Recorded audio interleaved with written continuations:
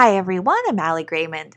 Today I'm answering questions about OCD recovery. These are the questions that you left below the previous video. So I'm going to start out with people who are channel supporters, and this means that they clicked the join button and became a channel supporter. And if you haven't, you will get priority in Q&A if you do so. And then we will go to everybody else. So the first question has to do with sexual OCD and getting urges and sensations in the body. So sometimes the person says sometimes they can feel like excitement, and the person is asking, do you think this is still OCD or something that describes my true character? This is absolutely OCD. This is classic, very common OCD. Generally, sexual OCD comes in this way or presents itself in this way. So just choose to disregard. Don't try to figure it out. Don't try to focus on these feelings, on these urges, on these sensations. Just look at it as it's all irrelevant. Don't care. Choosing not to react. Nice try, OCD. Not gonna buy into it. And just try to be very sarcastic about it. Very like, okay, whatever. And choose to move on, even though it feels this way. It's just another kind of ploy to get you into OCD. To get you into a reaction of fear, to get you into ruminating, protecting yourself, Googling, all this stuff. Don't do any of it. This is reassurance. Rumination is the fuel that keeps OCD going. The longer you keep this going, the worse this is going to get. You know? And it's not true now. It's not going to be true later. But you're going to continue to feel bad and continue to be stuck in OCD. For as long as you take these thoughts seriously or urges or whatever sensations seriously. So choose not to take it seriously and they will start to go away. And then also another thing is when you choose not to take it seriously, don't go back and check like, okay, I wasn't taking it seriously for a day. How do I feel now? Let me see if there's any difference, right? Because then you're also focusing your attention on them, and it's kind of like, are we there yet, right? When you're driving, are we there yet? Are we there yet? It's not gonna go away if you continue to do that. And just again to reiterate that the brain has no idea what these thoughts are. You just flagged one random thought some time ago. 1 out of 50,000 thoughts came in. Everybody gets weird thoughts. You got some weird thought, but you reacted to it with a lot of fear. People with OCD and people without OCD get the same exact thoughts. It's been proven in tests, in studies before. The thought is not the problem. Your reaction to it is. If a person without OCD, who is not in kind of danger of getting OCD, gets this kind of thought, right? And feels an urge or feels a sensation or whatever, they'd be like, whatever. And they'd forget about it 2 seconds later. But the person with OCD or who's about to develop OCD would say, oh my God, what does this mean about me? How does this, what does it mean? Does this mean I'm a bad person? And they think and think and think. And because you're thinking about it, you're flagging it, and then the brain starts to go over it. So this is a loop that got created. So now to break the loop, you have to disregard even though you're feeling bad right now. And when you disregard, again, this is also very important. When you start to disregard, after a while, not like that day or that hour, but after a while, depending on how long you've had this, after a few weeks, it will start to reduce. So as it's reducing, don't go back, don't check, don't try to see if it's still there, and also continue to do recovery work. So continue to disregard. So even if it's like more or less better, but it's still giving you thoughts every once in a while, you have to be just as focused on the recovery work as when things were bad. Because this is kind of the roller coaster that people with OCD a lot of the times go on, where when the person is feeling bad, they're like, okay, I'm going to do it. I'm going to do recovery work. I'm very focused. They are very focused. They start to do recovery work. And then as soon as they start to feel a little bit better, they're like, oh, I'm recovered. I'm cured. I don't need to do any recovery work whatsoever. I'll just go and live my life, which is, I do want the person to go and live their life, of course, because that's what the refocusing is all about. But you still need to be focused that as soon as that thought comes in with a familiar topic, familiar feeling, sensation, urge, whatever, you're actively disregarding. You're on it. So I'm living my life, but as soon as that thought comes in, you're being very vigilant about it and not letting one past you. So very, very important. Okay, so next question is, hi Ali, thank you for your support. Thank you for your support. My question is, after doing recovery work, some days it feels like OCD is not there, and then some days we feel anxious and then followed by OCD thoughts. Why does this happen? Is this normal, or am I doing something wrong? Please help me understand this. So this question fit right in line that, going back from the previous question, is when you're doing recovery work, you start to feel like OCD is not there. And then it could be, say you started to really get into it, you started to do really well, you're doing recovery work, and then there was some stressor that came in, just real life stuff. Our current situation of COVID comes to mind. And then you started to kind of sidetrack and get anxious and get stressed out just by life. And when you get stressed out, your brain, because your brain doesn't understand the difference between OCD thoughts and real life thoughts, it starts to bring up more OCD thoughts. But you're not focused on OCD recovery because you're focused on other things. Or it could be just that you felt good and you were focused on, living life, right? Like I was saying earlier. But you weren't as focused on the OCD recovery. And when you're not as focused, that's the perfect time for OCD to come in and kind of take you down. So this kind of up and down roller coaster happens to pretty much everybody who's going through OCD. You just have to be aware, and for the first 6 months of recovery, for sure, do basic things in addition to doing ERP, but do basic things that will help your mind rest, because people with OCD have overactive minds generally. By nature, they have overactive minds.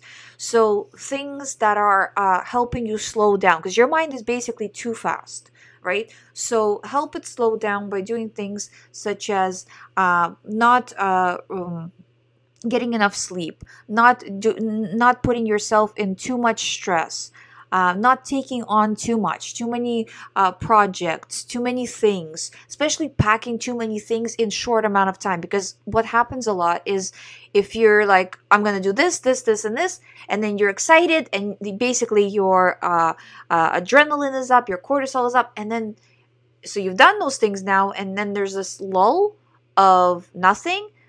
Again, perfect time for OCD to swoop in, because your stress hormones are already up, So it's very, very important for you to kind of be calm, slow, steady, going through the day, very, very calm and collected, moving through the day, not in these kinds of leaps. And again, the most important thing, focusing on the recovery. And what I really suggest, honestly, guys, I talk to clients all day long. Sometimes when I skip videos on the channel, it's just because I've been through many sessions in the course of a day, and it's just, it's too much in that specific day to do a video. That's literally it. I do videos as much as I possibly can. It's just after 10 hours of sessions, I'm like, okay, I can't do a video. That's literally it. So I have a lot of information on this, and I can tell you that specifically with pure obsessional OCD, you need to track how much time you are paying attention to the thoughts. So, like I was saying about 2 videos ago, have a sheet and make time from so you're gonna have these time periods from 9 to 12, 12 to 3, 3 to 6, 6 to 9, and 9 till whatever you go to sleep. Okay, and each time, so you say, for example, 9 to 12, okay, you hit 12 o'clock. At 12 o'clock, you will look back at the previous 3 hours, and you're going to put down how much time you've ruminated.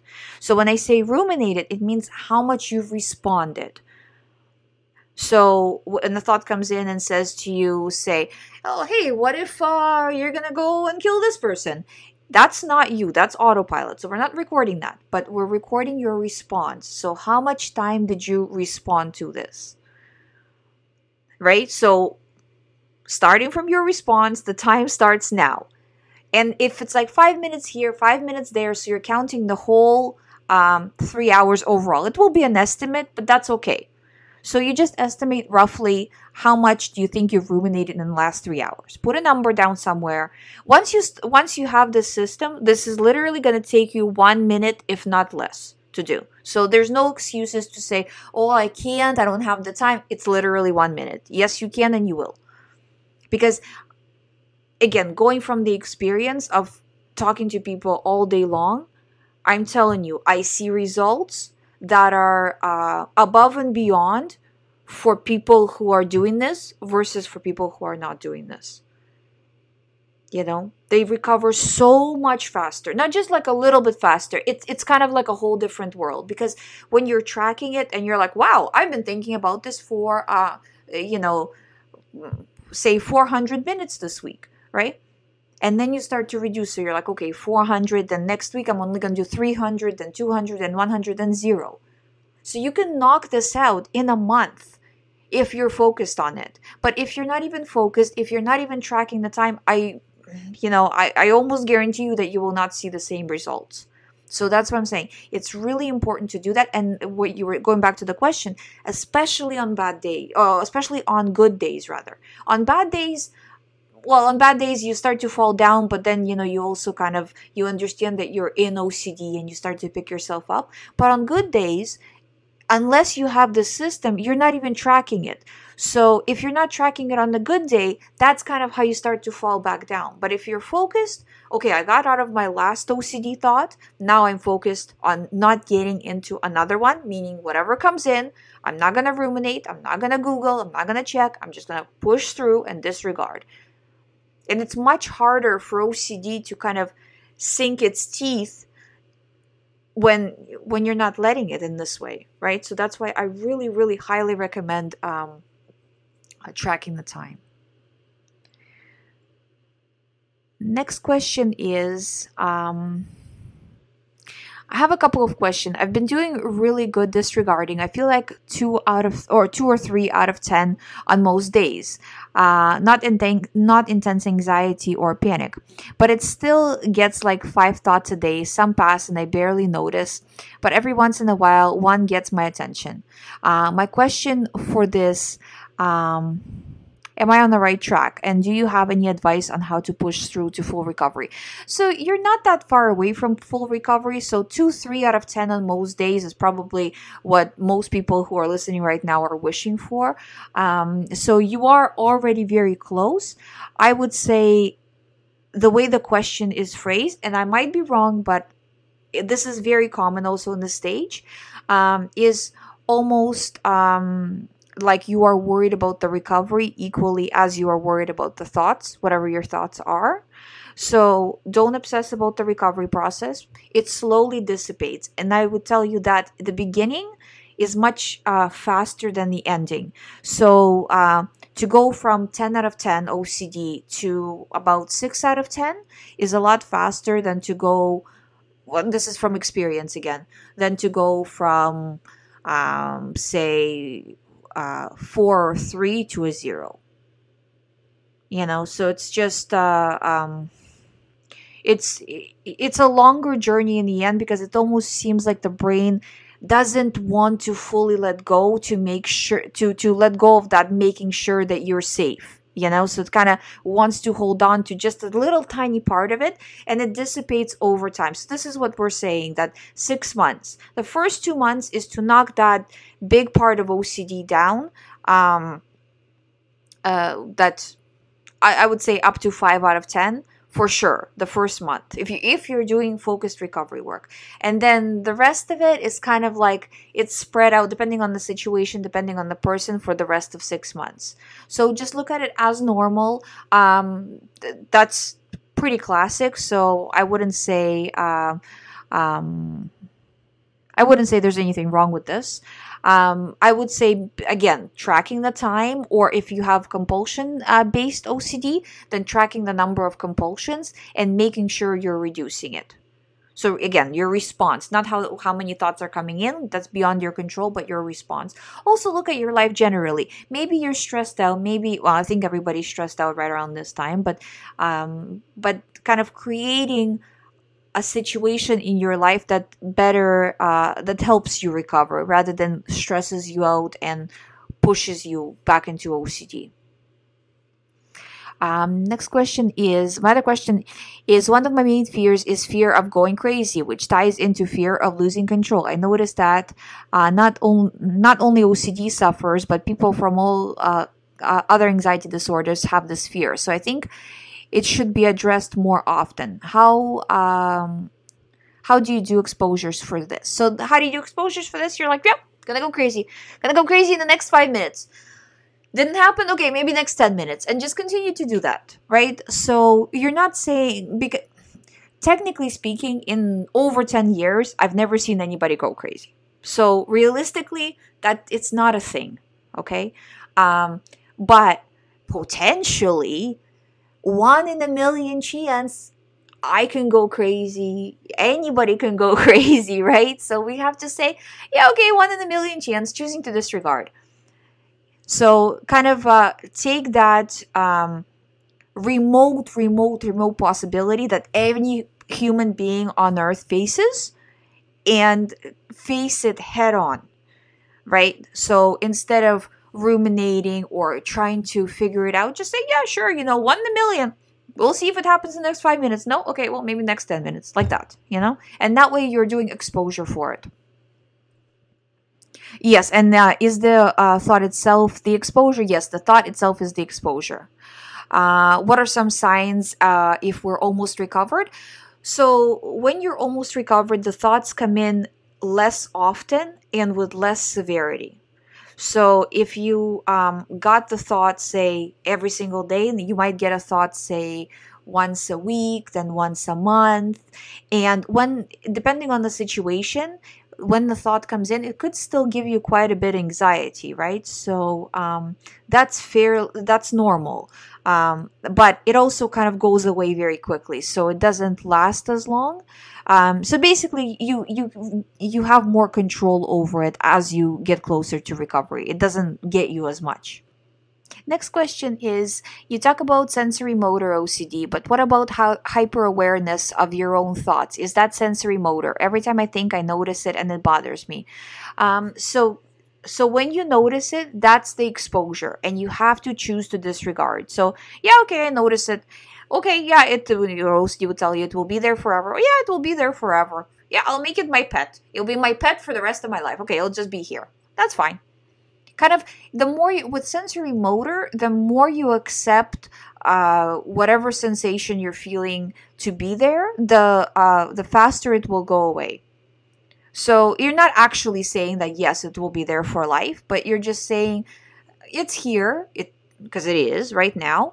I accept it to be here because, again, it is right now, and it will go away whenever it wants to. So I'm not gonna pay attention to it. Like, I'll just let it be in that corner, and I will be over here. That's kind of, I give an example of riding in 2 separate lanes. Like, that's the car over there with the sensorimotor.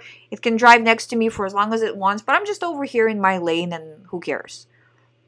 Taking that attitude more so.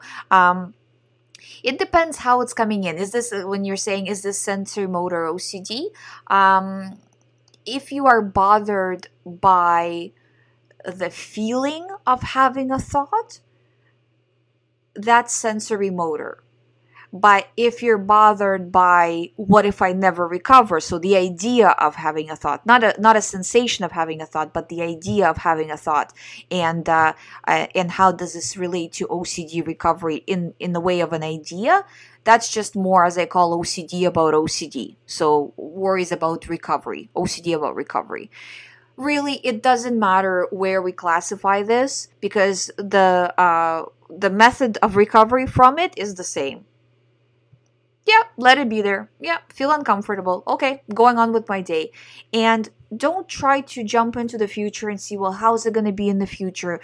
Never analyze the future when it comes to OCD. No matter what, guys, what OCD you have, never analyze the future. Just look at it that right now, I'm in my house, I am doing this. So I am, say, for example, you're cleaning the house, okay? I'm cleaning the house. This is what I'm doing. Thoughts are over there in another lane. I'm doing this. I'm fine. I'm focusing on this. Always bring yourself back to the present moment. And then when OCD tells you, but what about in the future? Doesn't matter in the future. I'm doing this, I'm cleaning right now. I'm not in the future or in the past. Right? So always kind of bringing yourself to the present moment and not ruminating. And if you are ruminating, then you got to be tracking it. Next question is, how do I control an OCD attack to the point where I'm uncontrollably crying and can't breathe? So, how do you control an OCD attack? With OCD attacks, and by the way, this happens very often. Controlling the situation when it's already at a 10 is very, very difficult. You need, again, a lot of it comes down to the tracking and understanding that you need to recover. So you can cry, you can scream, you can punch walls, but you cannot ruminate, because ruminating gets you deeper into it, right? So in terms of an OCD attack, understanding that the more you pull yourself into, do you know what I mean? Like when you're crying, when you're in this, and when you're thinking like, because again, I've had OCD, so I totally understand how you're feeling in the moment of, why is this happening? I don't deserve to be feeling this way. How can I make this stop? When will it ever stop? But when you're having those thoughts, you're diving deeper into it. If in the moment or right before you get to the moment, if you can gather whatever strength you have in that moment, which is when you're having an OCD attack, I understand it's not a lot, and just say, okay, if I start to really think about how bad my situation is right now, I'm just going to feel worse. I'm going to refocus right now on something else where for the next, say, 10 minutes, I absolutely can't think about it. For me, what I found helpful was this was quite a few years ago, but what I found helpful at the time was to call somebody who I absolutely could not talk about OCD with. And that for me at the time happened to be my grandma, because she was older and obviously, and I could not, tell her about my OCD. So I knew that for the time that I would be talking to her, I would have to be on my best behavior and pretend like I didn't have OCD. And I'm telling you, so many times by the time I was done talking to her, I was already on a different kind of brainwave, so to speak, and not obviously feeling good, but feeling better than I was when I started, because I refocused. So I put myself in a situation where I absolutely couldn't do it. Another good example of this would be to go outside and take a walk around the block. When you're walking around the block, you will not allow yourself to cry and scream and all of this, unless you're, in an extreme attack, but most likely you won't. So put yourself in a position where you will refocus just a little bit, because these kinds of releases of emotion, I guess every once in a while they're helpful, but they're actually training your brain more than you're in the problem, kind of pushing you back in, rather than to say, whatever, I have OCD. Yes, it's scary. Yes, it's extremely uncomfortable, but I'm handling it. Do you know what I mean? So you're taking the position of a warrior. Taking a position of a fighter rather than taking a position of somebody who is hunted. Do you know what I mean? So you're taking the lead in recovery, and look at it that no matter who your psychologist, therapist, coach is, the recovery depends on you.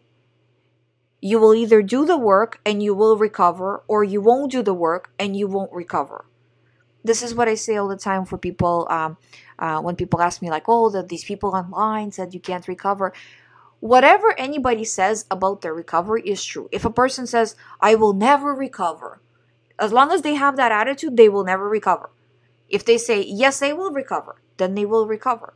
Obviously, they have to put action towards it, but generally the attitude sets the stage. So if you have the attitude of, I'm done crying about it, I'm done doing this. I'm just going to push through with exposures. And that brings me to the next point with the OCD attacks. So I broke it down into two parts, right? This is an OCD attack when you're just in emotion, right? Now, if the OCD attack comes purely from exposure situation, and it's happening a lot, then you need to start like from a trigger. I mean, you need to start doing active exposures on that trigger. If you feel like you can't face it all at once, considering if this is the right kind of path that I'm going down, and you're having an OCD attack, probably you won't be able to face it all at once. That is okay, but you need to face it at least a little bit at a time. So if you're afraid to touch something with your full hand, touch it with your pinky. Touch it with your pinky in wearing a glove first.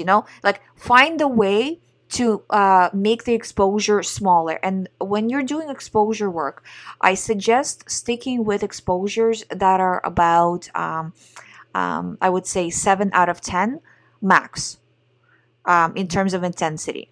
Because any more than that, and you're just gonna scare yourself, and you won't do the exposure work. There's some kind of some situations in which you kind of have to push through, but more so than not, try to stick with 7 out of 10. Because that way you know for sure that you will do the disregarding after, and not just scare yourself and then end up Googling and asking and checking and whatever, cleaning whatever your situation is. So, and also with OCD attacks, it's very important how people around you are handling it. So the two worst ways to handle it is to say, oh, I feel so bad that, say, my child or my loved one is going through this. I will do all the compulsions for them as long as my loved one is not feeling bad. That's really bad way of handling it for the family to help OCD recovery. It's literally the worst thing you can do, because the more compulsions you will help the person with, the more compulsions they're going to do. So the compulsions will grow. Whether it's talking about it or physically doing compulsions. So the people around you need to know what to do in this situation, and they need to remind you that, no, you need to push through, you need to stop crying, and you need to start doing recovery work. There's nothing to cry about. You can overcome this. You need to start actively overcoming this. We're here for you. We love you, but you need to do recovery work, right? So kind of putting you back on that warrior track, right? So from the victim, going back to the warrior. I'm no longer being a victim of OCD. I'm done. As I always say, slam the fist on the table and say, you know what, I'm done crying about it. I'm going into action mode. I sometimes call it the Terminator mode, but it's true. That's where you need to be. This is the end of the part 1 of Q&A. I will be back with part 2 tomorrow. If you haven't submitted your question, please submit it below the video where it says please post the question below. If you want your question to answered right away, because I have, I think, over 150 questions now. So I think that, being quite honest, 150 questions, I probably will not be able to answer all of them. So if you find that your question is really important and you were thinking about doing the join program, it gives you a priority in Q&A. So I do recommend that if you really need your question answered. I'm going to try to answer, though, as many as I possibly can. So I think I'm going to do probably Q&A today's part 1, part 2, part 3, part 4, part 5 probably. So I will try to answer all of them, but I'm just saying that it is obviously a lot of questions. But thank you for watching. I will see you with more questions tomorrow.